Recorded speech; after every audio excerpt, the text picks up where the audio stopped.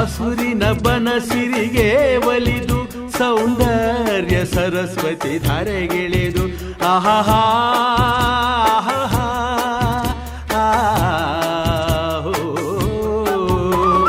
ಹರಿಯುವ ನದಿಯಲ್ಲಿ ಜಾಡಿ ಹೂವನದಲ್ಲಿ ನಲಿಯುತ್ತ ಓಲಾಡಿ ಚೆಲುವಿನ ಬಲೆಯ ಬೀಸಿದಳು ಈ ಗಂಧದ ಗುಡಿಯಲ್ಲಿ ನೆಲೆಸಿಹಳು. ಇದು ಯಾರ ತಪಸ್ಸಿನ ಫಲವೋ, ಈ ಗಂಗಳು ಮಾಡಿದ ಪುಣ್ಯವೋ. ಆಹಾ ನಾವಾಡುವ ನುಡಿಯೇ ಕನ್ನಡ ನುಡಿ, ನಾವಿರುವ ತಾಣವೇ ಗಂಧದ ಗುಡಿ. ಅಂದದ ಗುಡಿ, ಗಂಧದ ಗುಡಿ, ಚಂದದ ಗುಡಿ, ಶ್ರೀಗಂಧದ ಗುಡಿ.